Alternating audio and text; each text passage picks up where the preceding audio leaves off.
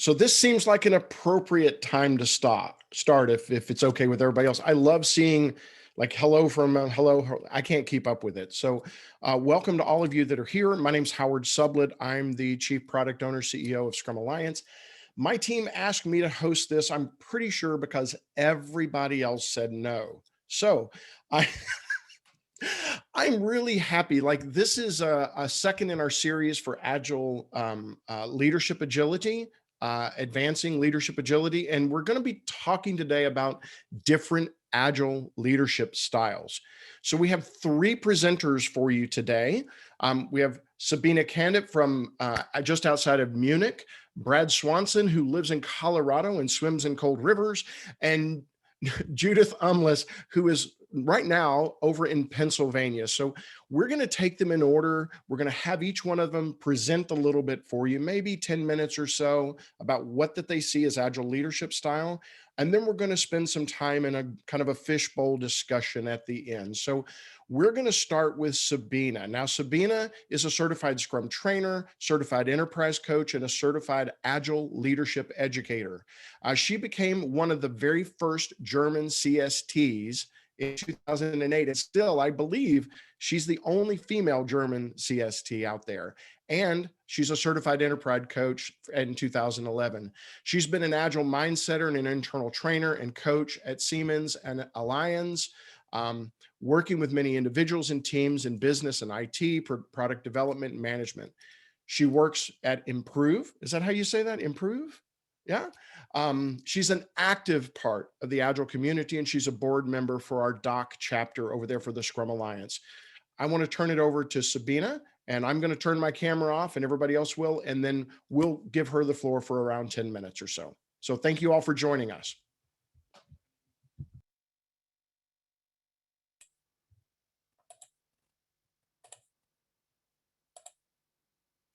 Okay, yeah, thank you, Howard, for the nice introduction. Now I'm ready to go. As you have heard, I'm from Germany. The little lake that you see on my screen is actually something that I see when I look out of my window. So I'm living close to Munich. And yeah, I've just set my time box to 10 minutes, so I'm ready to go. So the title of my talk today is Leadership Coaching with Intent. You could put a question mark there. I want to start with my proposition. Modern leadership is moving away from a directive style to a more coaching style. So why is that so? In the past, once upon a time, what was it to be a leader? Being a leader meant developing expertise, to become very good in technical, functional, or in a professional domain. It meant having the right answers, knowing what needed to be done. And because the leaders thought they knew best what to do, they were also meant to teach others what to do. Yeah, telling others what to do. And that is also sometimes called a command and control leadership style, but I actually don't like that too much because it has such a negative touch. And we have to remember that in the last century, this style was very, very successful. It was done by many organizations that still exist and exist for more than 100 years. Yeah, and it led to very efficient organizations. Okay, so why couldn't that just stay like this? Today, we have different times. Today, leadership is about building organizations that are innovative and adaptive. You all know the world is changing much more and even faster all the time. That is something that actually led to the agile movement in the last century, starting in software development. Now we notice that changes are everywhere. You just have to look at the COVID crisis pandemic that we are right in now. That is very fast change. And of course, we have to adapt to that very fast. So we have to see that the best solutions, the best ideas cannot come from a single person anymore. Not even from myself, so not even from the leaders. Yeah. So instead of leading by ourselves, by thinking we have the best ideas, we have to encourage humans to contribute and thrive. And that means actually improving people's thinking skills. So we work actually with the brain of other people. We help them to use their own brain better. And that is actually what coaching is. So what is coaching and why is it so difficult for leaders? Coaching means serving a client's agenda. I'm an ICF PCC certified coach, and that is very important that as a professional coach, you should not have your own agenda, but just serve the client's agenda. So you should rather ask and listen instead of sell and tell, like many leaders are used to do in the past. Maybe there has been a survey among many leaders. Maybe this is why it turned out that coaching is not really the favorite leadership style of many leaders. Yeah, although leaders think they are very good at it, but actually maybe they are not. There are a lot of excuses that I hear from leaders again and again why they don't really do coaching. It might be coaching is too soft. Could also be something like coaching takes too much time. We would be much faster if we just did it my way. Yeah. Or she is not coachable because maybe we don't really believe in her potential, or we don't think that she can really improve, or that it just would be better if we, the leaders, did it ourselves. And coaching without an agenda, or as a leader, I do have an agenda usually. That could be something like, I want to make my organization successful. Yeah.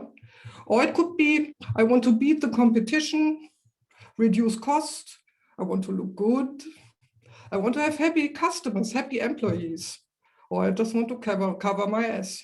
Yeah? So there will be an agenda probably, and this own agenda leads to fake coaching conversations. That might look like that. That is a fake coaching conversation. So as a leader, I might ask a great question. How are things going? That sounds like a real good coaching question, doesn't it? But at the same time, I'm thinking about my own agenda. And maybe I'm also thinking about the next brilliant question that I could ask. Yeah. And of course, my coachee notices that. So I don't look very authentic in such a conversation, in such a moment. So how can we do that better? How can we coach our coachees and help them to think better, but still have an own intent?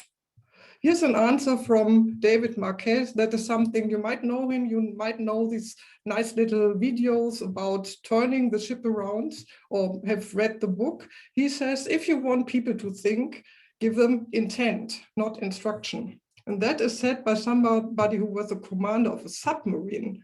When I heard about that, I was very surprised because for me, military environment was always typical for command and control. So I just couldn't believe that this comes from a military environment. So, but he actually he empowered his people in his submarine in order to make their own decisions. And just the one thing that he didn't that he didn't move over to them, that was pushing the button. Yeah, so that is the responsibility that he still kept, but everything else was transferred to the team.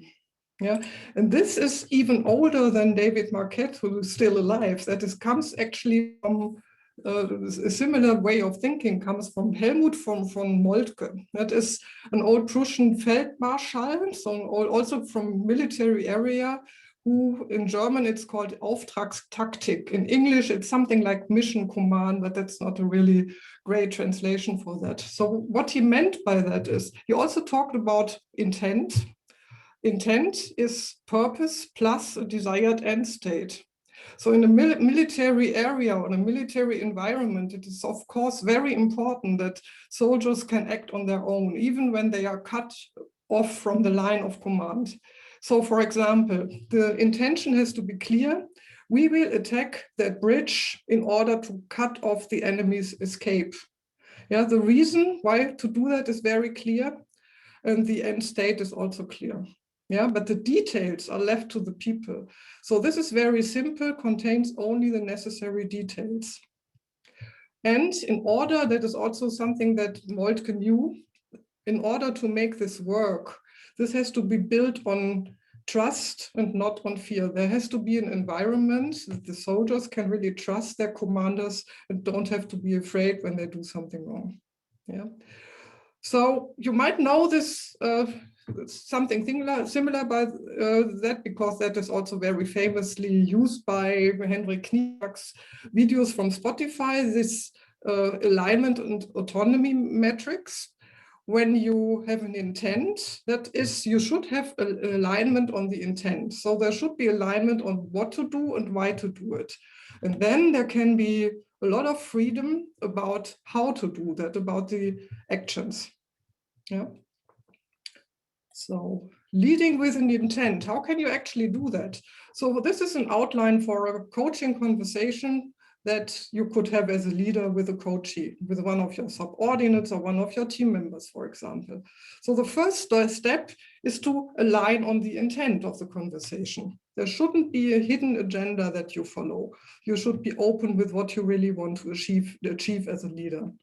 The second step is enable the thinking. That means don't start with your own ideas. Yeah? Enable the thinking of the others. That might not encourage people when you start with how you would do it.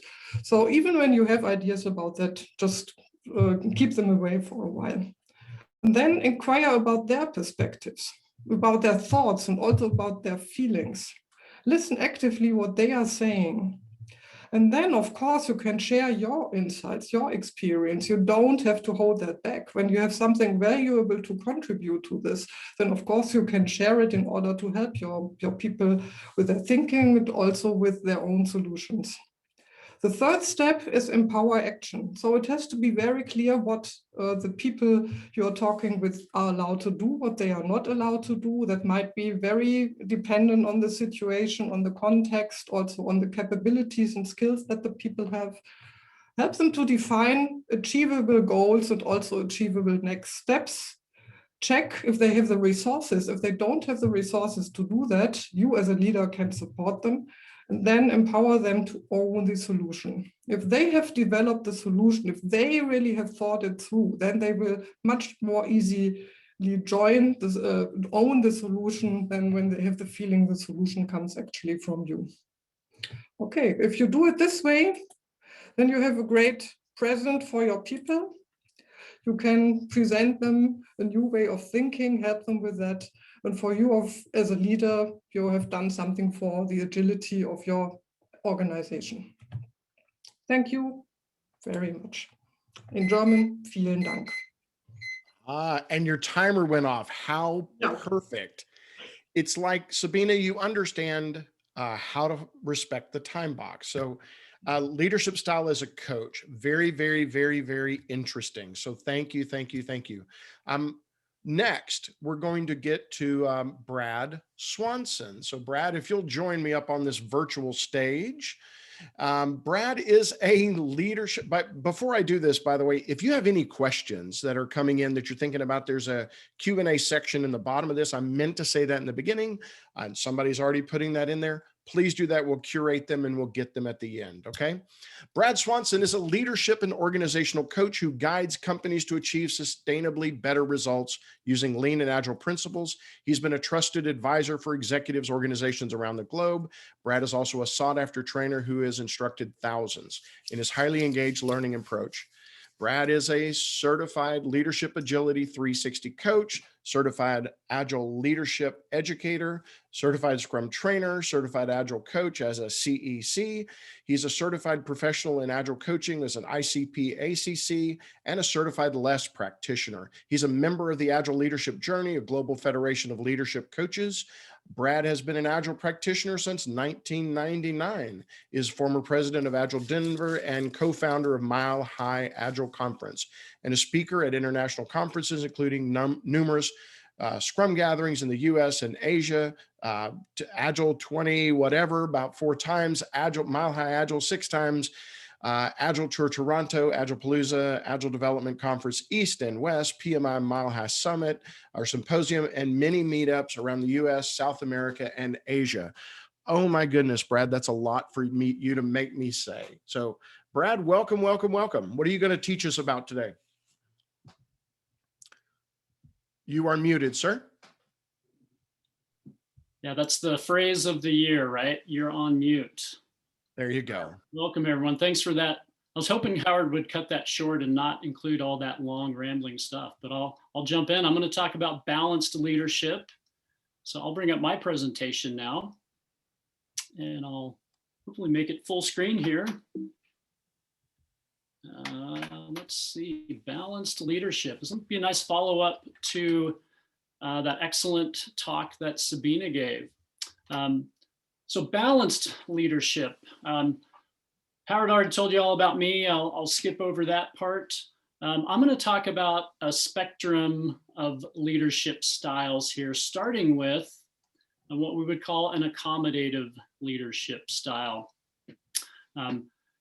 Fits nicely with that coaching leadership style that Sabine described earlier. So accommodate, if you're accommodative as a leader, you're likely going to be patient. You'll inquire, listen, you'll demonstrate caring, you'll probably be humble and flexible. Now on the opposite end of this spectrum of leadership styles, we talk about an assertive style. In this case, you're likely to be more persistent. You'd be more active in sharing your own thoughts. You're biased towards action. You'll demonstrate confidence, likely to be more charismatic and more focused. So you might think that, as we talk about a lot in the Agile world, servant leadership is entirely and always accommodative. But instead, I like to talk about creating balance and agility on this spectrum of leadership styles. So I view leadership as something that's situational, and that different leadership styles are going to be effective in different situations.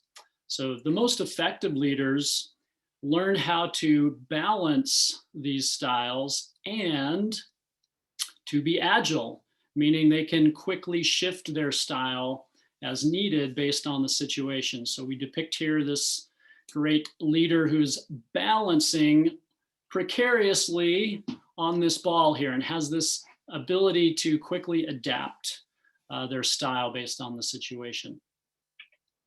So developing this balance, how do we go about doing that? So the first step is to have awareness.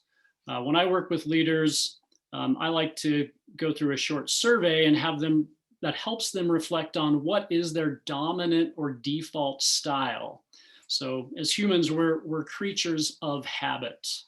We tend to just follow our habits, and most of us will have a default style that we fall into here. So the first step is awareness. What is my habit? What is my default style that I'm likely to use? Second step in developing this balance is have the intention, be deliberate. Think about your situation and work towards practicing your non-dominant style. So if you naturally by default have a more assertive style, look for appropriate situations to be more accommodative. Some leaders are naturally much more accommodative and they may benefit from being more assertive. So again, look for a situation where you can practice that non-dominant style as a step towards creating that balance.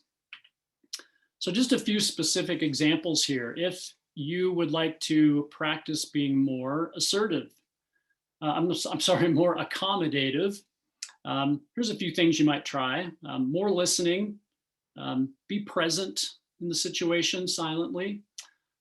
Another specific technique, leader speaks last.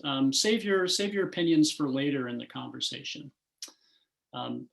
A lot of leaders have found it helps to write what you're thinking rather than speaking it out loud. Maybe someone else will bring that up, but this is a way to redirect your habit to be assertive in a silent way.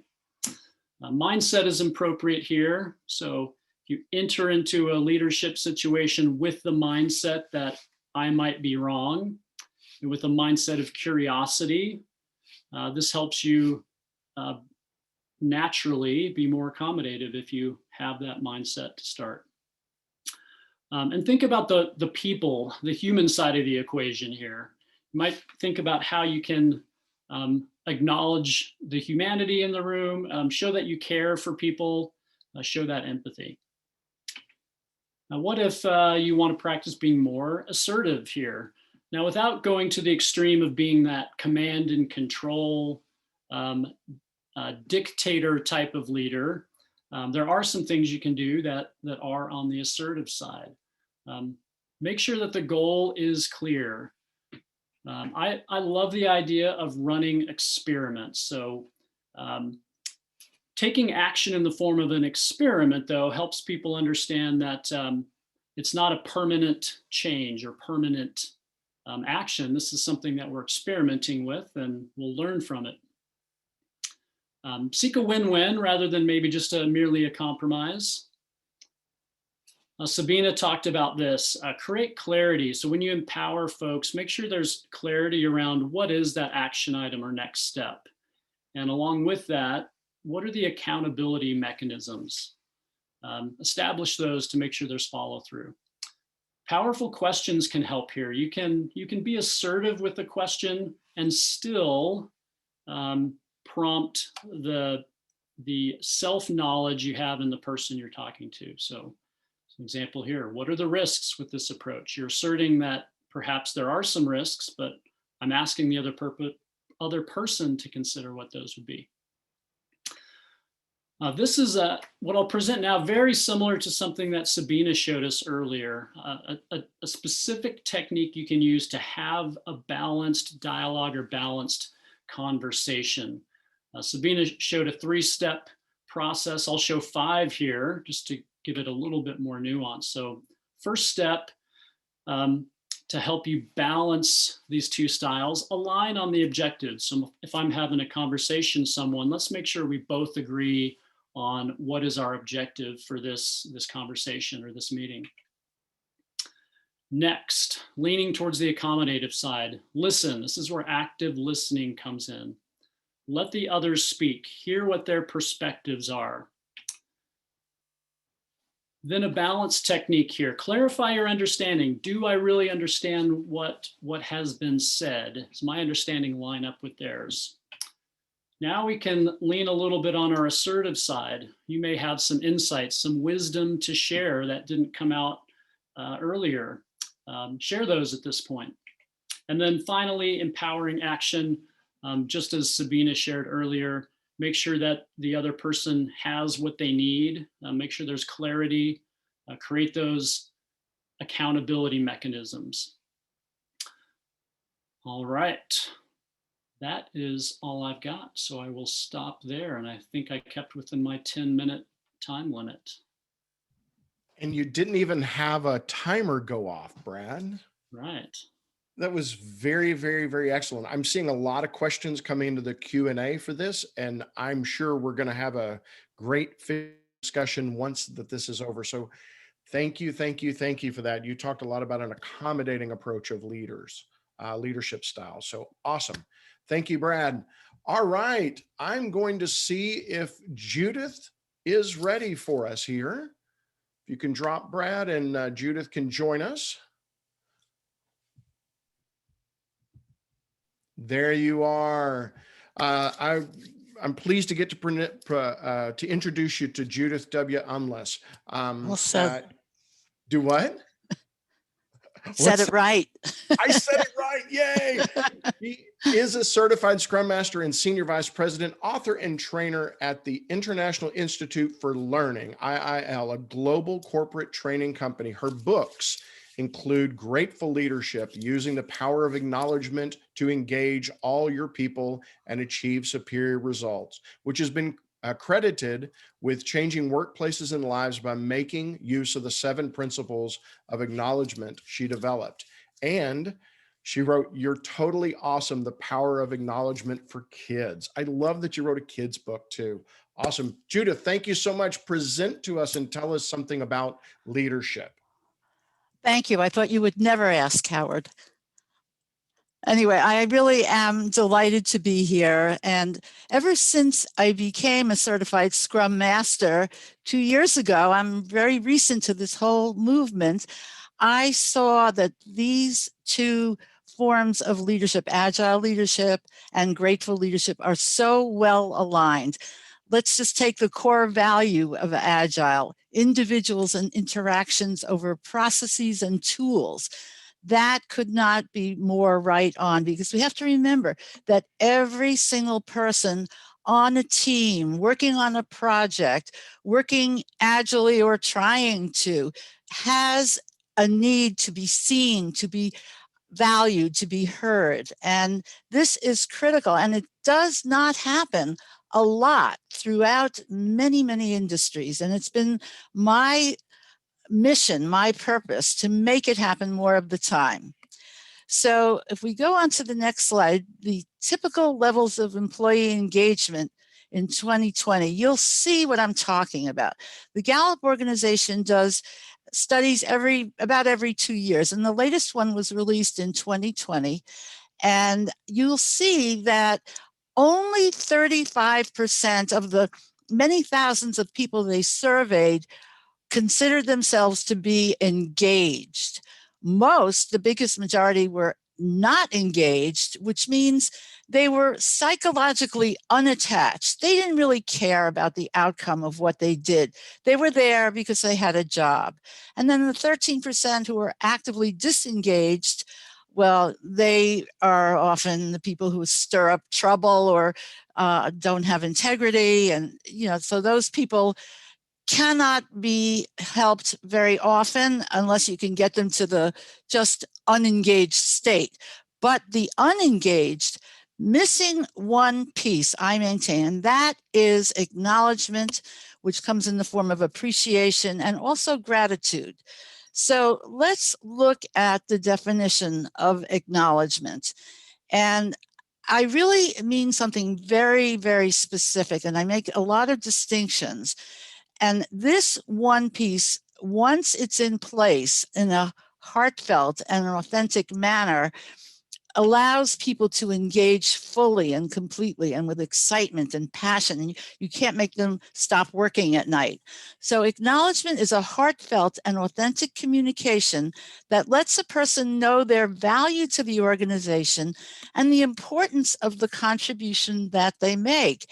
And I just hear people come up to me after my courses, my keynotes, and they say, you know what?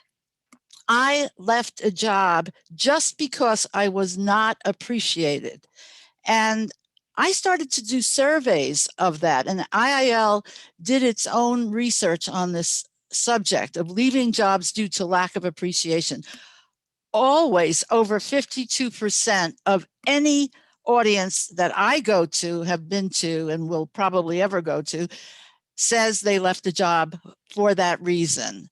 And I've been in audiences where we did an informal survey, and it was close to 90% had left the job due to something that is so fixable, so doable. It doesn't cost anything. You just have to overcome a few things, and I'm going to tell you about what they might be. And you're going to tell me. This is going to be two-way.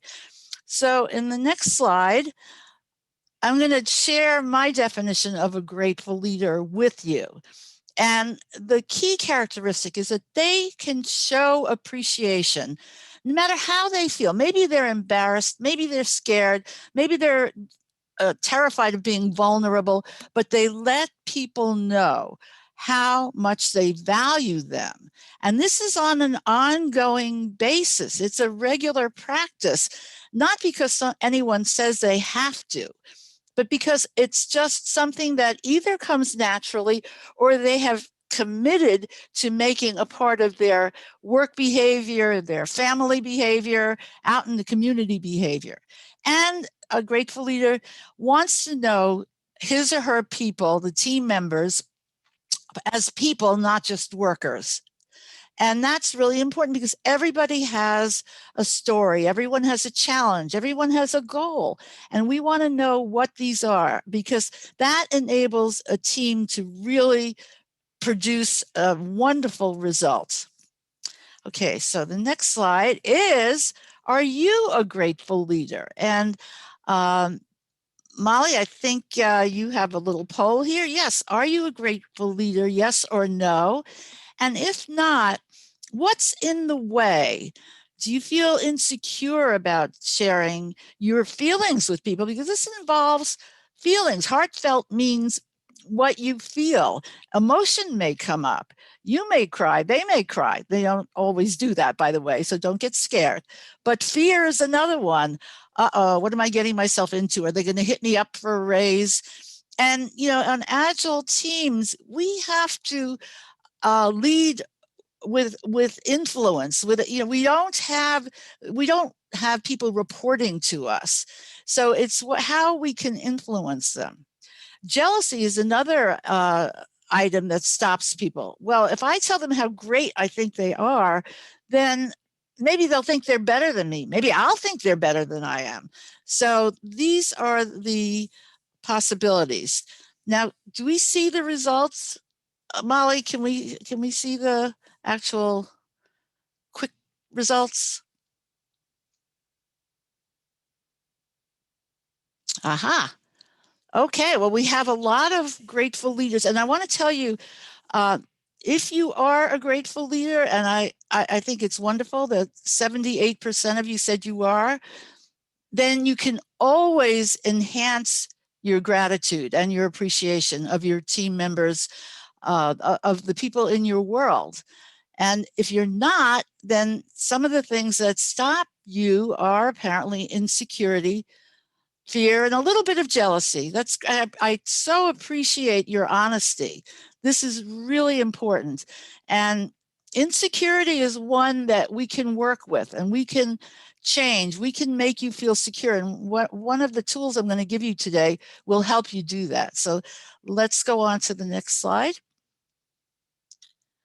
The appreciation paradigm. I want to do a quick teaching on this because people think they're all kind of the same. Simple thanks we were all taught to do by our parents, and simple thanks are always appreciated. Great job. Thanks for staying late. Thanks for getting the report in on time or early. Recognition is of an action generally, and it lets people know that they did something that you appreciated. And you want them to know that they made a difference. So that was great, that they really helped the team in some important way. Acknowledgement, though, is of another order because it's about who the person is as a human being, who they are and what they bring to life, to the team, to their communities. And we have an obligation and a privilege to let people know that we see who they are, because I have so many people telling me, I feel invisible in my job. I can't stand it. I'm leaving my job because no one knows what I do or who I am as a person. So we can fix that. And here's the tool that will help you. I'm going to run through it quickly. It's called the 5 C's of acknowledgement. And if we go to the next slide, you will see the first C is for consciousness. And it's interesting how these 5 C's align rather well with the 5 Scrum values or the 3 Agile pillars. You'll see, you kind of test it out as I'm speaking. Consciousness is being aware of the acknowledgements that are in our heads and that we think about all the time. That person is fantastic. I couldn't live without having them on my team. Oh my gosh, they're really super. Or I'll tell somebody else about it. But do you tell that person? Well, number 2 is you have a choice. Second C is for choice. Tell them or don't tell them. And I would always advocate choice being yes. Let them know what's in your mind, in your heart, even if it makes you feel insecure, jealous, or embarrassed. The third C is for courage. And yes, it does take courage to do this. It really makes people say, okay, I'm going to take a deep breath and I'm going to do it. I'm afraid to be embarrassed. I'm going to stutter. I'm going to stammer, but I'm going to do it anyway. And if you're familiar with the work of Brené Brown and the power of vulnerability, it's all about that. It's really being vulnerable is a leadership virtue. The 4th C is for communication. And there are a zillion ways you can communicate, from Skype to skywriting. It doesn't matter. We have so many tools, so many online tools to communicate with, but it's not just a simple recognition form, checking boxes. You want to share something that really comes from your heart. And the 5th C is for commitment. How am I going to make this a part of my life, my work, and my community, everything? So those are the 5 C's. And I'd like to know just quickly, which of the 5 C's resonates the most with you? Which one do you feel is the most important? And Molly has a little survey for you. I love that we can do this and get the answers right away. So consciousness, choice, courage, communication, or commitment.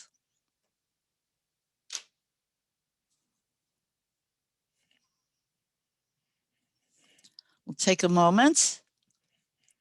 They're all important. You must have all of them to really make this happen. This little tool, which people have said has made a huge difference in their lives and their work, for sure. Okay, so let us know when we have most of the polling done. And let's see which are the winners. Communications. Okay, that was number 1. That's really interesting. And consciousness was consciousness and courage. Now, interestingly, those are the 2 that I feel are most important, because without consciousness, that stuff stays in your head. But it's all important. It all fits into a package. And communications are the ultimate goal. So that makes a lot of sense. Okay, so let me just show you a quick little, I call it the very nice little cheat sheet, if you would like to have it. This is a poster, a downloadable poster of the 5 C's of acknowledgement. And if you write to me at judy.umlis@iil.com, I'd love to send it to you. And then also, I'd love to have everybody join the Center for Grateful Leadership. We do a lot of events. We have podcasts and webinars, and somebody among us may be a guest on our podcast, but you'll hear more about that. And the last slide is just something I was very honored to receive. When we talk about service-oriented leadership and grateful leadership and how they go together, the author of the authorized biography of Robert K. Greenleaf, who founded Servant Leadership, this person, Dr. Don Frick, said, like Judith W. Umlis, Robert Greenleaf knew that you cannot build community, much less earn trust, without acknowledging colleagues, expressing gratitude, and offering recognition. If Greenleaf was alive today, I believe he would say you cannot be a servant leader without being a grateful leader. And that's what I felt when I became a CSM. I just really felt the alignment of the 2, and they do need to go together. So I thank you so much for having me here today. I meant to start my timer and I didn't do it. So I hope I didn't go over dramatically. I wasn't looking at a timer either, Judith. So I don't know. It felt about right. And if it feels right, it's the right thing, right? I agree. Thank you. Well, thank you. Thank you for your kindness. Oh, thank you. And Brad and Sabine, if you can join us back, I'm getting flooded with questions here. So trying to parse this and figure out how to get to the answers for them. So might be a lot of fun. So one of the things that hit me just listening to the 3 of you, by the way, completely fascinating. So Sabine, make sure and turn your mic off, because I know you're going to want to jump in here. Is 3 different approaches: a coaching approach, an accommodating approach to a style of leader, and then a grateful. they're not in conflict with each other. Did you all hear that as you were talking? Like, I hear different people talk about styles of leadership, and you all were almost echoing each other. Did you pick up on that? Yeah, Yep.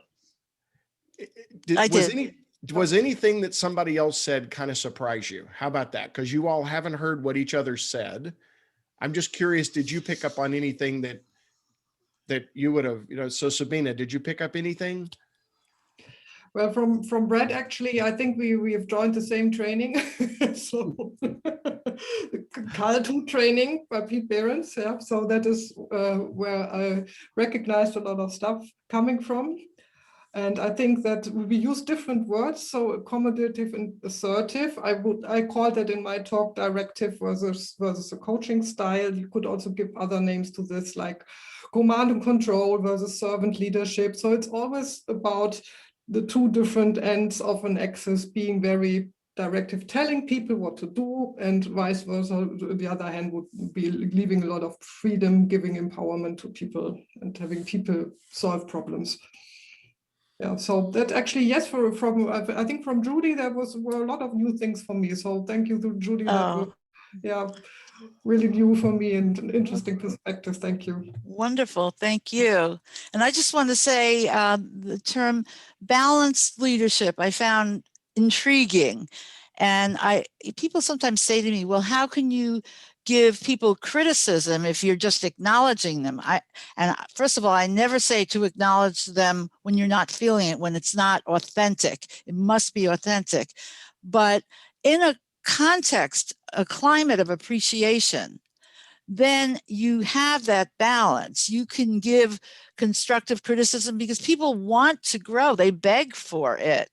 And you must give them the appreciation, letting them know that they are valued and valuable and that they exist. So yeah, that was very interesting. Yeah, I'll drag Brad in here for a little. You brought balanced approach, and I was interested when he talked about a balanced approach for what your dominant style is.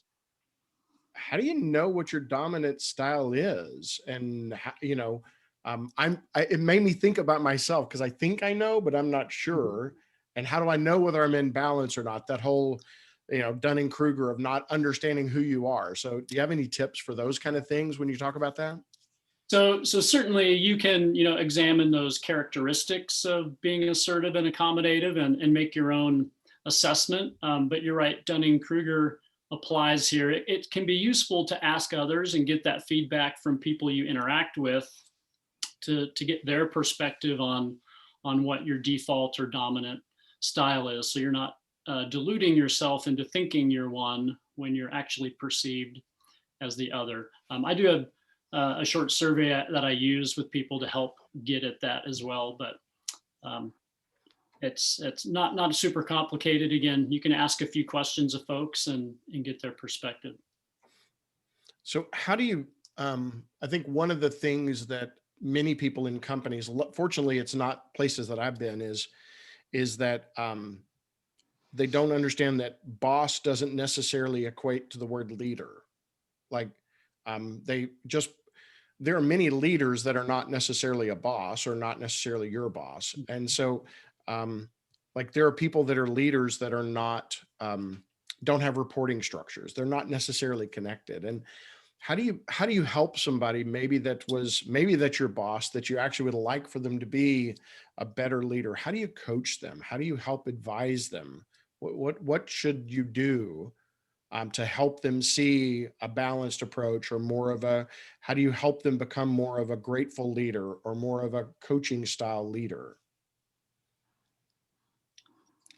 I'll throw it out, whoever wants it first. Yeah, that's something that definitely requires that vulnerability that I think that came up here. I think you have to have some trust with that leader or boss, and then be willing to put yourself out there and ask some tough questions. That conversation technique that I outlined, that very similar to what Sabine used, I've actually found that useful if you are on the receiving end, say, of feedback from a boss. You can actually use that technique to steer the conversation and try to get that balance of perspectives in there. Again, vulnerable because you have to assert yourself a little bit to steer a conversation in that direction. I mean, Judith, you've written books about this. You probably told children how to do this. So how would you approach that? So which aspect of what he said? About trying to help reflect to a boss that, or to a person that's not the type of leader that you really need. How do you help influence them, or how do you help coach, if you will, a leader to be that better leader if you're the subordinate in a way? Yeah. Well, one way is to print out a poster of the 5 C's and just leave it anonymously on their desk. I've known people to do that. But sometimes they'll also say, I feel like maybe appreciation is something we want to make a team value. And how can we do that? I have a few ideas because I just attended this wonderful Scrum Alliance webinar. And I think maybe this is worth our trying out. And that's how you get a conversation started. And some of them are, I've had people tell me that the person was, oh, I don't need that, resistant. But in other cases, they say, I've been struggling with that myself. And I don't know, I feel a little uncomfortable myself acknowledging people. So maybe if we make it a practice in our meetings, start every meeting with, the 5 C's, or who needs to be appreciated today, who's done something that calls for appreciation.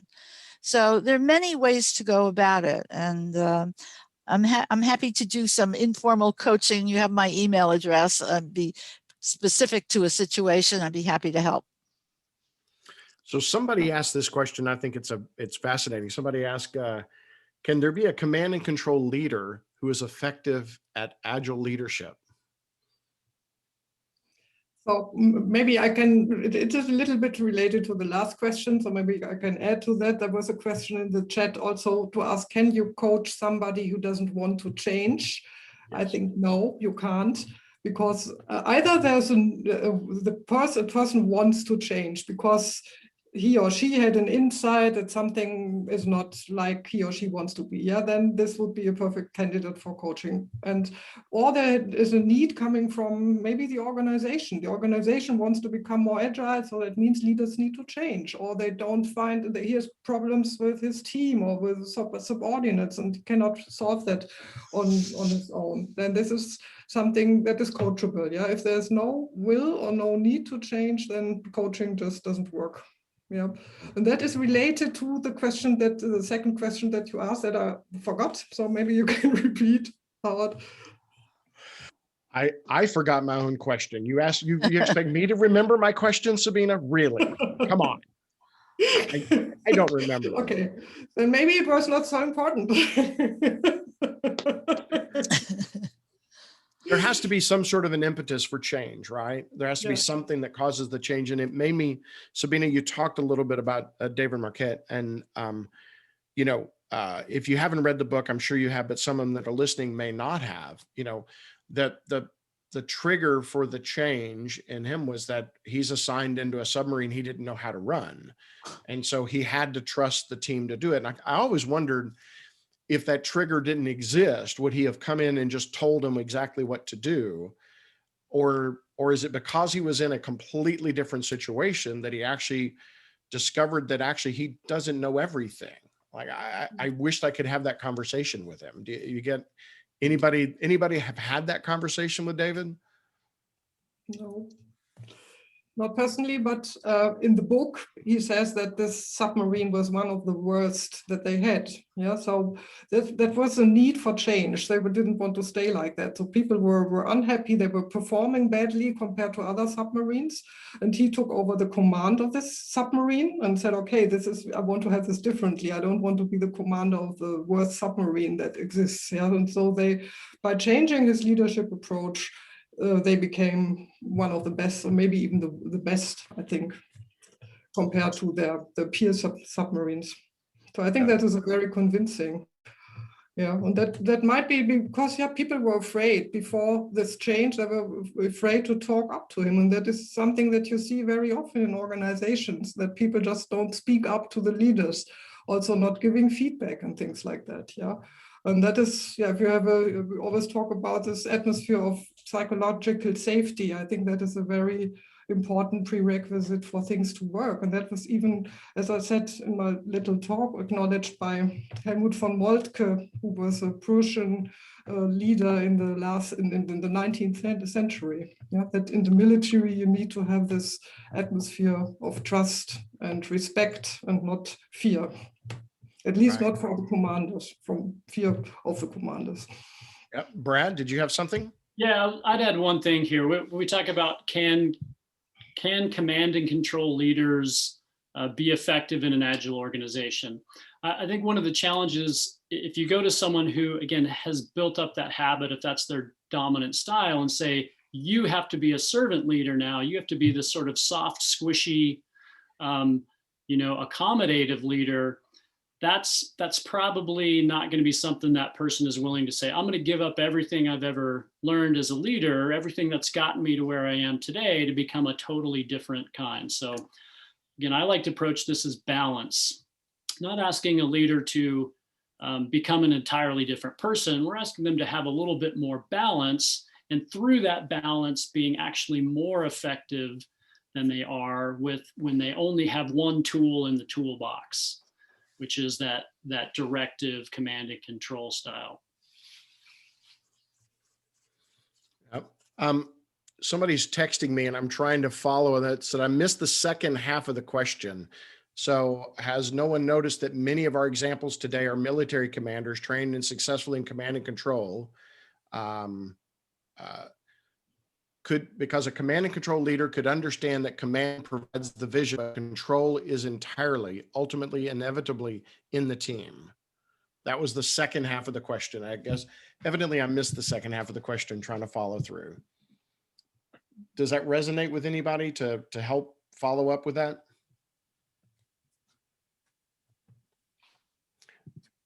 One of the things I noticed in like when you start thinking about things that are impactful in agile organizations, right?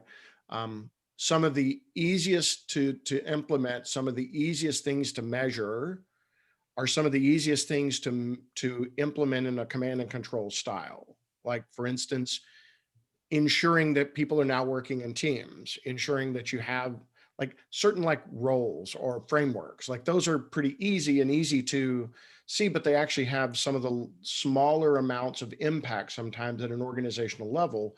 Whereas as you rise in that impact to things like an agile mindset, they're the least measurable, they're the most difficult for people to be able to see and measure, and they definitely can't be led in a command and control style. So I think maybe it's somewhere in that spectrum of hierarchy over how impactful something might be to an organization over what style maybe that it was going to be needed sometimes.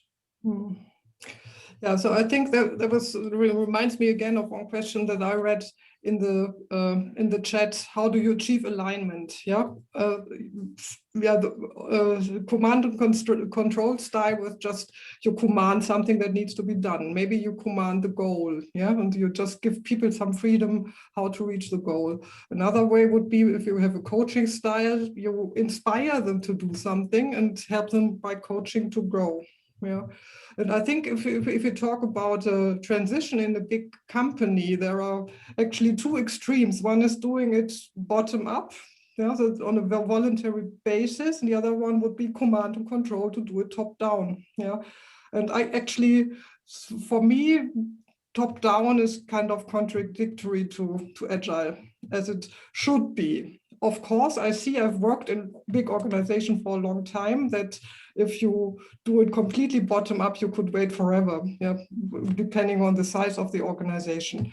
But the more you can do voluntarily, starting with, let's say, pilot projects, small teams who are enthusiastically and voluntarily because they always wanted to do something like that.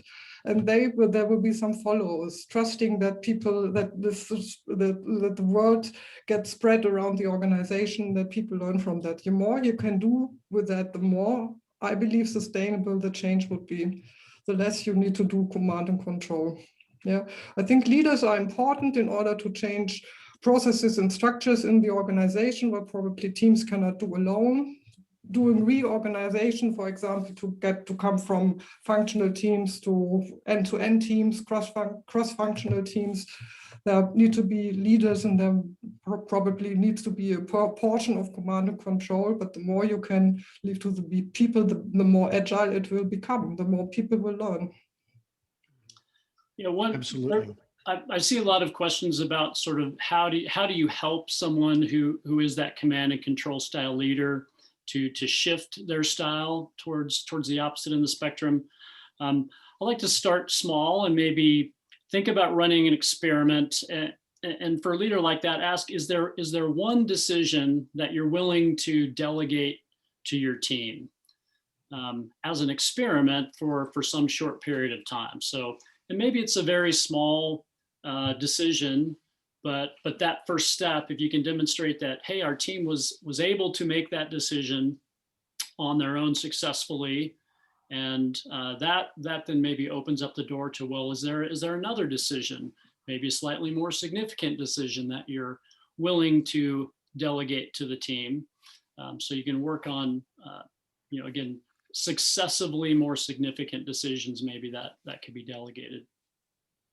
Yeah, absolutely. Absolutely. Judith, you mentioned something in talking about grateful leadership, this power of acknowledgement, and that how important that is, and that it doesn't cost a thing. How do we get that so wrong? I mean, it seems so simple when you said it. And I was like, how many people have I acknowledged and said thank you to today on my team? And so how is it we've missed that one? Yeah, and that really is what drove me to write a book, because practically every time I acknowledged someone, they would say, oh, it was nothing. Anybody would have done that. And I just couldn't stand that. And the other thing that I couldn't stand was, thank you for thanking me. No one ever does that. No one ever shows me appreciation. And it's like, that was what really had me put pen to paper, well, finger to keyboard in these days. And it was amazing how prevalent this was. And I said, this has got to change. And I once wrote an article when I was working at CBS television called How Not to Talk to a Pregnant Businesswoman, which I was at the time. And it got published by a women's magazine. I was on Good Morning America, and things changed as a result of that. People told me for years afterwards, they would just make a copy of the article and put it on their colleagues' desks.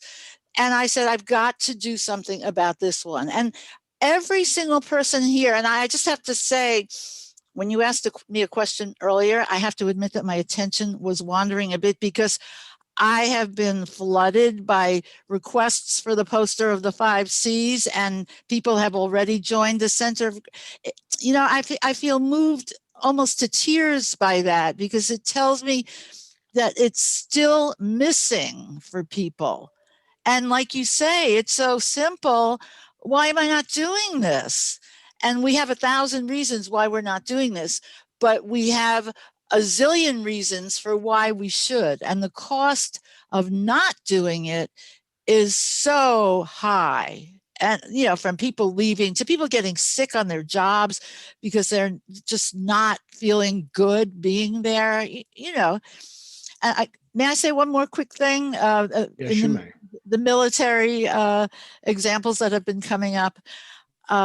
I once initiated a contest for our Center for Grateful Leadership called The Most Creative Excuse for Not Giving an Acknowledgement. And the winner was a former submarine Navy pilot, and or whatever the driver of a submarine is called. Is that a pilot? I'm not sure. Whatever he was in charge of it. And he said, you didn't dare acknowledge anyone in the Navy because what was expected from everybody was above and beyond. End of story. But he became one of our most active members in the Center for Grateful Leadership because it was like he was thirsty, hungry for this. And, you know, I've trained in the US Army, and I've had people say, I'm taking this with me to the battlefield. I've trained leaders in the US Army. It's a hunger. It It's a is. need. It is. And we are at the end of our time box. So as us Agilists try to is respect that time box. So I want to be grateful for Sabine, for Brad, and for Judith, and for all of you that are listening, and very grateful for my team back in Denver, Colorado that helped put this on. Thank you so much for joining us today, and make sure and look out for the next time that we offer another webinar.